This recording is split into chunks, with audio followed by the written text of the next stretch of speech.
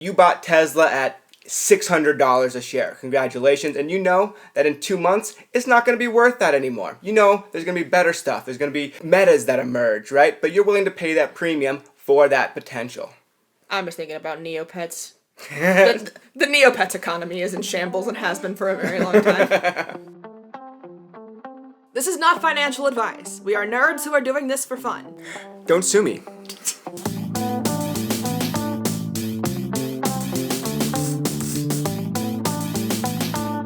Hello, and welcome to Buy the Dead Cow, which is technically a finance podcast. My name is Savannah Geary, and I know basically nothing about finance. And my name is Zach Stone, and I know a little bit more than nothing about finance.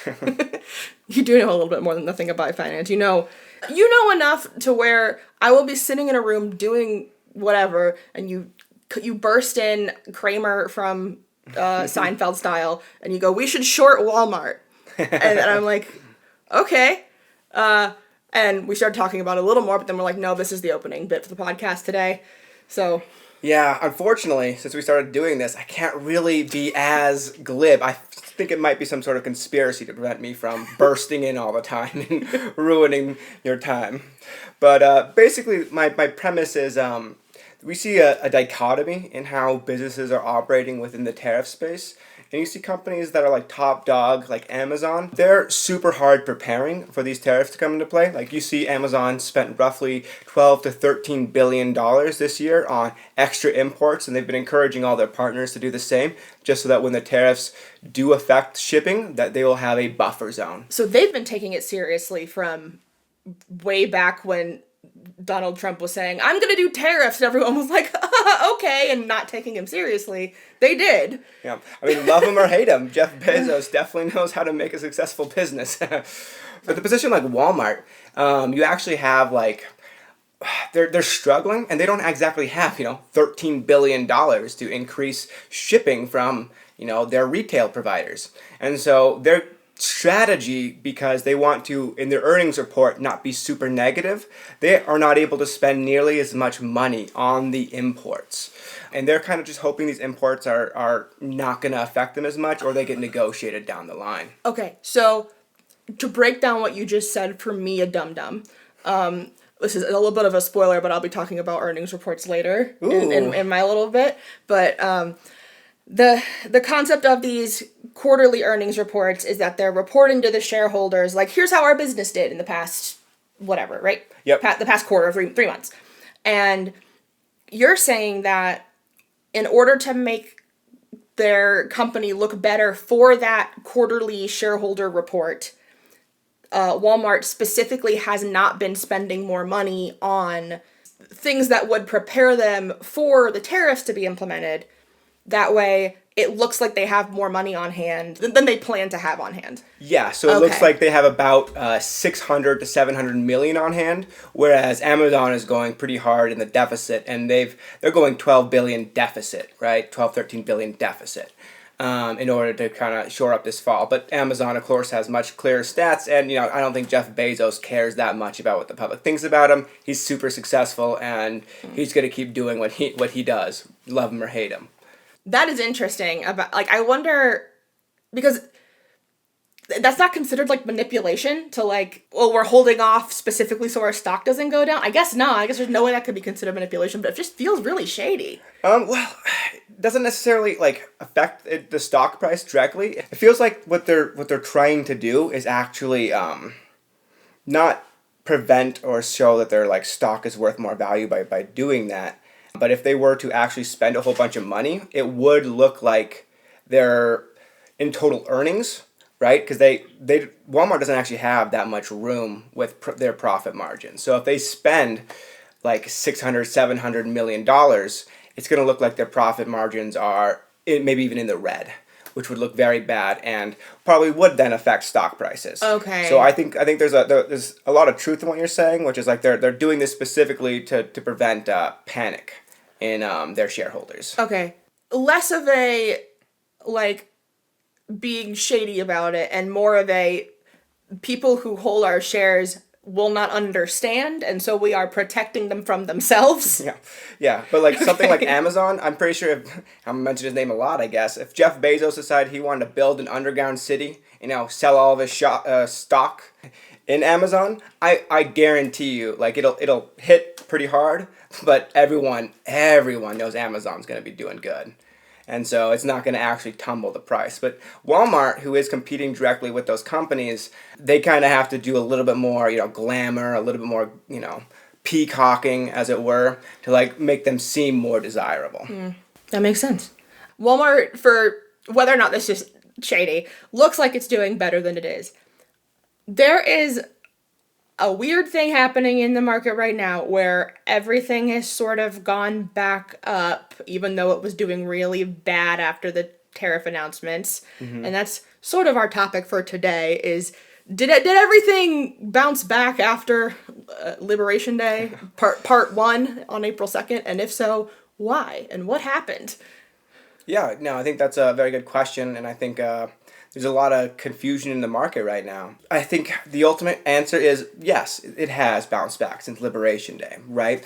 But I think a lot of factors are in play there, whereas, only tariff that actually stuck was the Chinese tariff, which of course is big, but we don't actually see any of those tariff effects really in our markets yet. Like as we just talked about with Amazon, they're front-loading all of their products as much as they can before these tariffs really affect them. So it's a mixed bag in where a lot of Q1, we didn't actually have any of the tariffs in place yet. Q2, I think, is going to be the biggest indicator of how the tariffs are actually going to be affecting our market. But until then, it seems like at least investor sentiment in the stock market itself seems to be relatively high. I think there's a lot of hope that there are going to be trade deals made in accordance with these countries. I don't necessarily believe that's the case, but it seems to be recapping as if that were the case. Okay, so I'm gonna walk through this kind of slowly for the dum-dums like me. So basically, tariffs are announced on April 2nd originally, and the idea was they're going into effect immediately right now. And there's a sketch by Man Carrying Thing, which I showed you, which is great, which is Trump going, yes, tariffs, economy go down. Maybe we wait, then economy go up, and like it's just back and forth. Basically, seeing the reaction to that tariff decision and pivoting and being waffly about it, and then eventually going, okay, we're gonna have 90 days. And then there's also the thing that we kind of talked about last week, which is a lot of contracts that are pre-tariff still exist, where companies are still able to buy things at their previous prices because they have contracts with the importers that are still in effect. And basically what's going to happen is the tariff is going to go into effect, and then the contract's going to need to be renewed, and then the prices are going to be higher. Yep. So we're seeing a little of both of those things in the reasons why economy do better than we thought. I guess not economy, markets. See, that's a thing. Another thing is I'm like, economy is the same thing as markets, and no, they're not. And to be clear, the stock market really only tracks investor sentiment. Doesn't necessarily track consumer sentiment, doesn't necessarily track economic health or dollar stability. It just tracks how willing an investor is to put their money into the companies that produce goods and services. And in that regard, it generally doesn't think beyond a year, right? Sometimes it doesn't even think beyond a quarter. So Q1, right, Q2, Q3, Q4, that's basically how they break up the year. And each of these quarters, they're only like 3 months. So like a third and a half of Q1 had no tariffs. So we do see almost across the board a decrease in profitability of these companies, but not and I might be a little bit inflammatory here, but not a lot of the less knowledgeable individuals who believed that the tariffs would be a blanket and just affect everything immediately and drive the profit margin down in all these companies immediately through Q1. You're going to see a staggering of these effects, like you were saying. So if the stock market tracks investor sentiment, and there was that initial like, oh God, it's free falling. What do we do? What has made it, I guess, turn back up? Because you would think that it would, instead of like, it would like level out, right? At least in my brain, it would be like, okay, yeah, it would go back to normal and not up to normal. I think right now in our markets, we have two very distinct types of investors. And it's kind of weird because they're almost drawn politically. And the biggest aspect of this, I think, that we don't see with other like economic downturns is that Republican consumer sentiment is much, much higher than Democrat consumer sentiment. I don't believe, I'm not going to make a judgment on who I think is right there. I'm putting my money where I think my mouth should be, and I think everyone should probably be doing that. But I think a lot of the buffer that we're seeing here comes from Democrats primarily making a lot of these sells, and we're seeing a lot of impact from there. But I think a lot of Republicans are seeing all of these dips as buys. So you see a 10% dip, I'm going to put more money in the market, Okay. right? Which is normally a very healthy investment strategy. If you believe that American economy is the number one in the world and that we're always going to continue to grow. It's kind of highlighted with, I'm going to offend some people here, but like what I consider like meme stocks or Walpolean stocks like Tesla, whose actual profit margins are very small, but the potential profit margins are viewed exceptionally high by some investment forces. That is an interesting definition of meme stock that I had never heard. Because every time I hear meme stock, it's just referenced as a stock that, like, it's like a social movement, right? Like, it's like a stock that people think will do well, and it's kind of a joke because, like, or it's a trend, and like not actually explaining like a good definition for it, but a definition of this company does not have a high profit margin right now, but some people think it has a lot of potential to maybe have some, is a much clearer, like, actionable definition of a thing that isn't just like, LOL. Oh man, there was a big scandal a while back about GameStop, I think it was. And that basically had the same consumer sentiment where certain individuals thought by investing in that product that they would get massive returns in the future because of potential squeezes or shorts on larger firms. That was GameStop. That was the apes one, which is God bless you guys. God bless. I sort of want to go back to what you were saying before about the like Democratic market sentiment versus the Republican market sentiment and how that is different.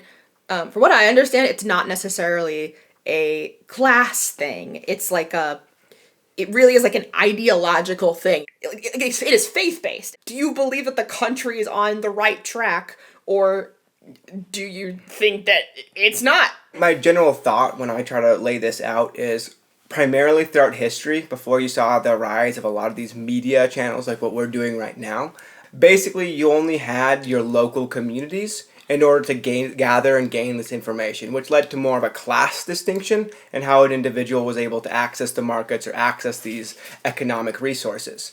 But as like the spreading of information has become significantly easier, we're able to see like a dichotomy, it seems to approach, where a lot of this sentiment is controlled by who's in office. And I think you used to see this locally with things like, I'm sure if we have any Republicans that watch us, like every 4 years, right, we go out, we buy 10,000 more rounds of ammunition as soon as a Democratic president is put into place, right? You just do that. It's what you do.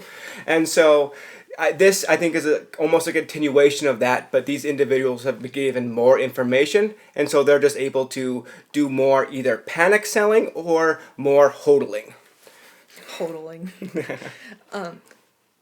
That absolutely makes sense. Like, we have Robinhood now. You don't have to go to your financial advisor at your bank to invest for you. You can just do it on your phone. Yeah, with $5,000 and a dedicated individual who needed to vouch for you, right? Being able to invest money in a stock market, it used to be a gentleman's club.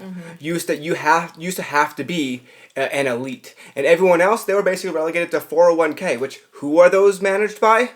The elite.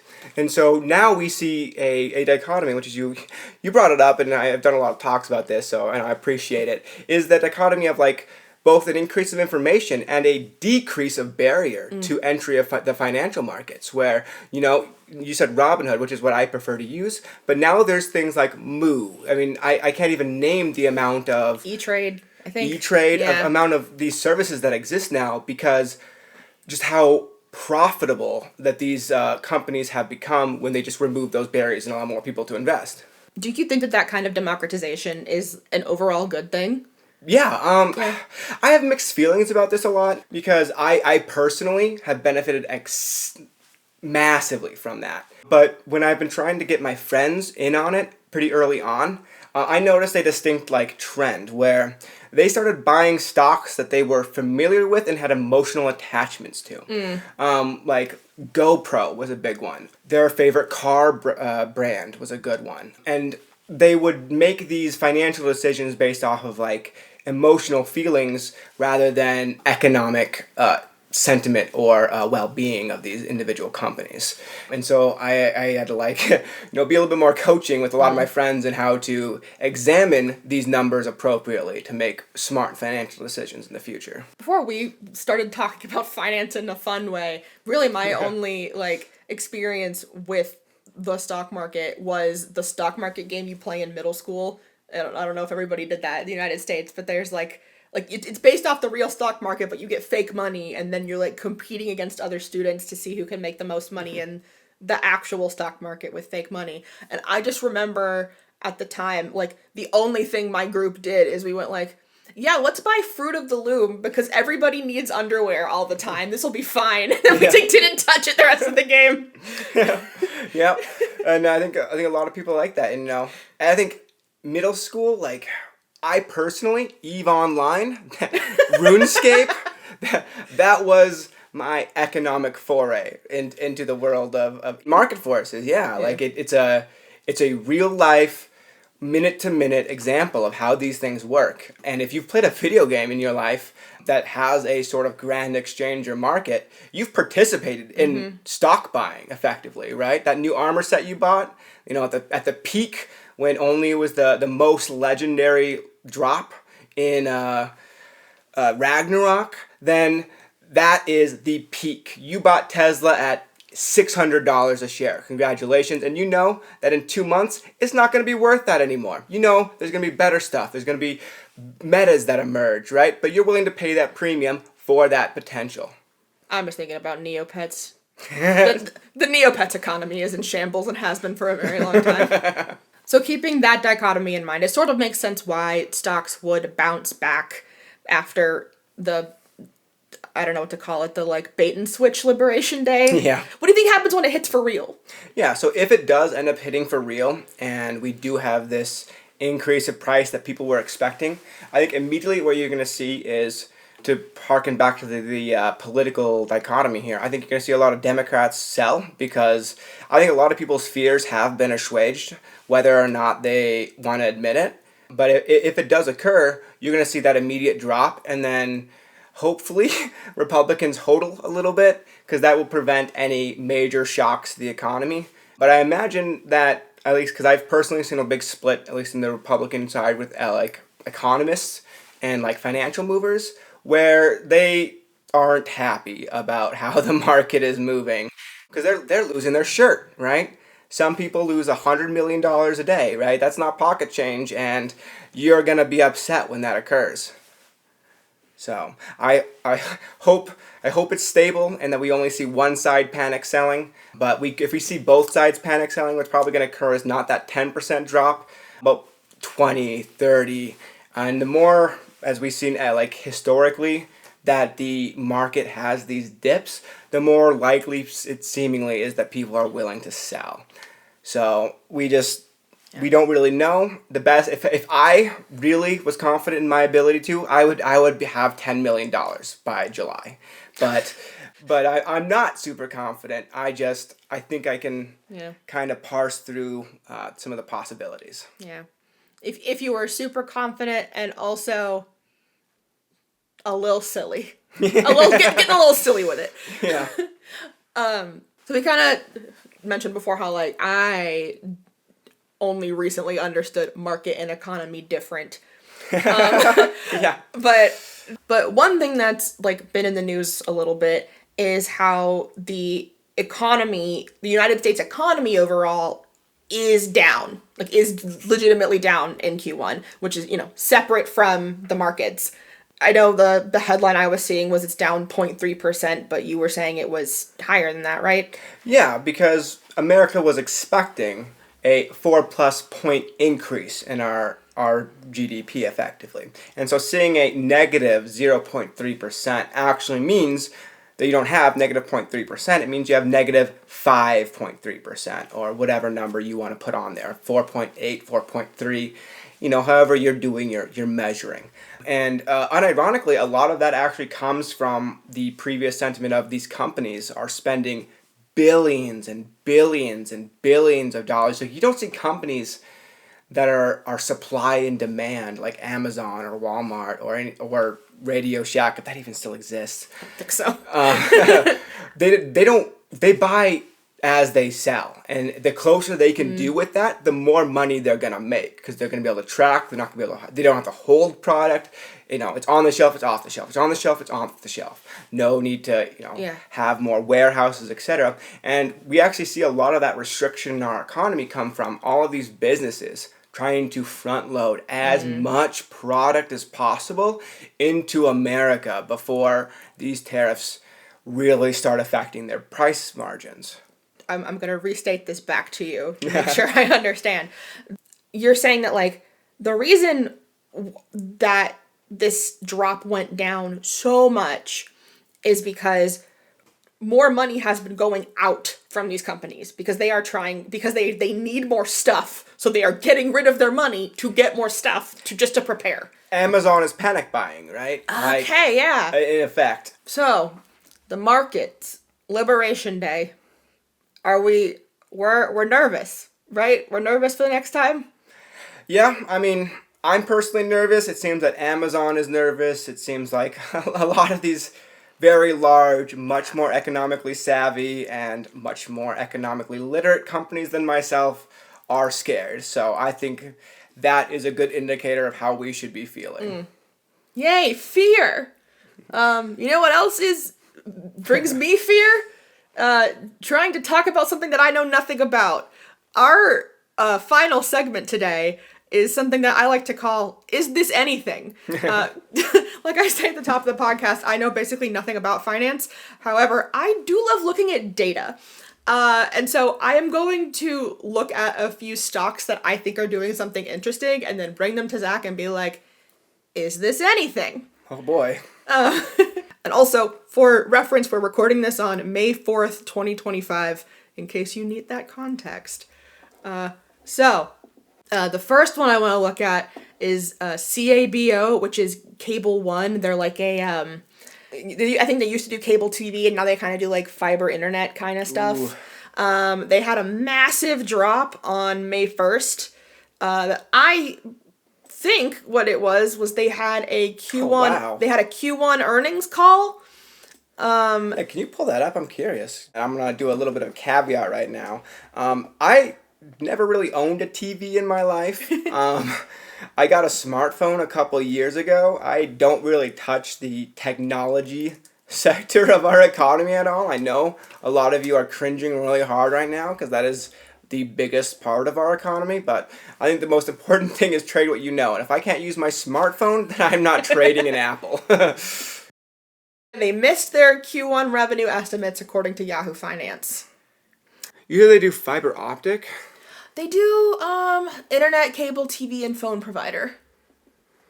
Do you know if they're like rural providers? I don't know. You don't have to look this up. My guess would be though that when because that's a massive drop. You guys don't see it, but it was almost a 50% drop in their stock at Q1.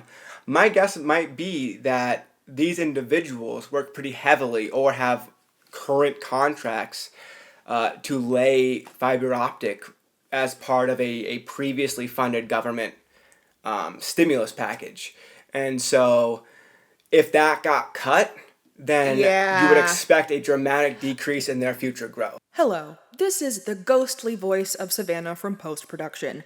While there have been federal funding cuts announced for rural internet initiatives, those weren't actually announced until after we recorded this. But something did happen before we recorded this. While one of the massive programs for rural high-speed internet was previously only available for traditional broadband service, it was opened up to other technologies, aka Cable One now has to compete with Starlink. I have a couple more. Yeah, go for it. I also have XYZ, which is Block Inc., which is the owner of Cash App and Square. I'm pretty sure it's the same deal where they had a Q1 earnings report and it didn't do great and a lot of people sold.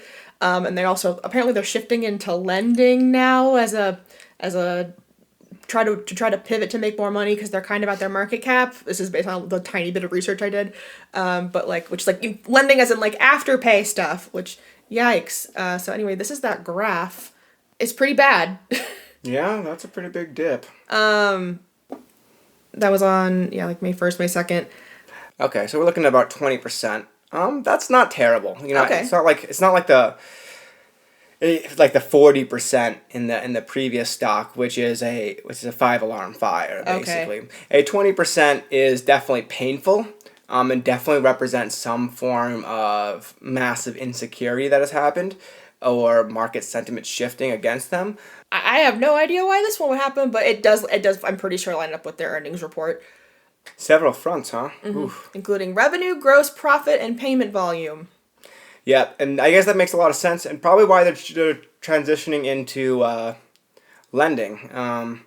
If they're primarily a pay service organizer, they're basically entirely focused on volume, right? Mm-hmm. And so basically their primary clientele is small businesses, and they're going to see the biggest brunt of this economic turmoil. I personally shuttered a business just knowing or expecting this turmoil to come up, so they're also not getting my business anymore. That makes so much sense. Because Square, like if you go to a farmer's market or something, everybody has the little Everyone has a swipey. Yeah. If their entire thing has been like, we do the business of small businesses, and then we know those small businesses are gonna be having trouble as stuff gets worse, that makes total sense. Yeah. Okay, we figured it out. Go team. Probably. The last one I wanted to look at is one called Agrify Corporation, AGFY, which is indoor farming technology. It's weed. It's for weed. Okay. And this is a little bit of a journey that I'm going to take you on. All right. So they did extremely well in like 2021, then plummeted over the course of 2022. Pretty low ever since. The thing that I'm kind of interested in, it seems like in November of 2024, they had like a big boost. It's not anything that even shows up on the 5-year graph. Like it's a big boost, but not by a lot. And that lines up with a press release they did saying how they got a non-brokered private placement. I'm assuming that is they were acquired by private equity, or they got a lot of private equity bought money in them. I'm not sure. But the thing that I think is interesting about this is this was expected to close on November 21st, 2024, but on the graph, the rise starts before that, like a week or two before. And I want to know, is that anything? Am I just being crazy? When was the IPO, initial public offering? January of 2021. Okay. Yeah, I think this is very common. I think that was right after COVID. It's like middle of COVID. Middle of COVID. You saw a lot of growth in the middle to end of COVID. There was a lot of government stimulus, and our economy ended up going pretty crazy through that whole thing. Also, a bunch of states legalized weed. Yep, following that. So you would see that. And normally every time you have an IPO, especially in the modern day, it's gonna hit a pretty hard decrease afterwards. I think there's a lot of reasons for that. I'm not a first round investor capital. I prefer things like agricultural and energy stocks. But then a lot of this is probably sentiment based off of super high competition, right? Because as more states legalize, you have more companies forming and offering the same products. And so probably what ended up happening with Agrify is they probably were one of the first movers, benefited a lot from it, but then are getting out-competed in the marketplace. But yeah, a lot of these smaller companies that you see, I don't know if they have their market cap here. 44 million. This company is tiny. So this could literally just be their big investment from an individual could literally just skyrocket their price that much because it's half their total valuation, right? And they could have even just done it over the course of a couple of weeks, and that's why there's like... Again, that's what you want to do, right? You Okay. don't want to buy it all at once, because if you do, the price is going to skyrocket, and you're going to end up, paying this price right here, effectively, Okay. And so, it's, That doesn't make sense to me. I think you'd want to buy it all at once, that way, because if you do buy it all at once, you're locking it in at that whatever the lower price is. But if you buy a little bit and then wait and then buy a little bit and then wait, you're like driving the price up and then making the other ones more expensive for you. Yeah, I'm glad I get to teach you this. Yay! All right, so when you do put a market order in, it doesn't instantly sell. You don't instantly get that stock. You have to have somebody on the other end selling it. So let's say this price of stock sells for, I don't know, $5 a pop, then you want to buy 10,000 shares of that. You need 10,000 people selling it at $5 a pop to. If not, people will generally even be willing to sell it higher and higher and higher because they bought lower, right? Okay. So you have to increase that the price, and if you put in I want to buy $200 million of this, it's gonna eat every single order from the $5 to the $6 to the $7 to the $8 to the $9 to the people who are selling this, who are pie in the sky investors for $100, right? It's like surge pricing on Uber. Like people are like, people are wanting to buy my stock. Well, okay, then I will sell it for $100. Yeah. Okay. And so just allowing more room for individual investors to be like, yeah, this stock at $10, I am willing to sell that. The next day when I check my portfolio, will allow the company buying that to be able to then buy it at $10 instead of what would probably be $15. Cool. Yeah. Well, thank you for explaining that to me. And thank you for listening to us talk about finance for however long this was. This has been By the Dead Cow, which is technically a finance podcast. Our theme song is Spaghetti Western and Spaceballs off the album Space Ranger by Lucky Bun. You can support our show by subscribing, commenting, etc. if you are watching this on YouTube, or by leaving a review on your podcast platform of choice, and also by sending this to a friend who you think might be interested. You can find more of us at beacons.ai/bythedeadcow. Thank you so much for listening. See you next week. Bye.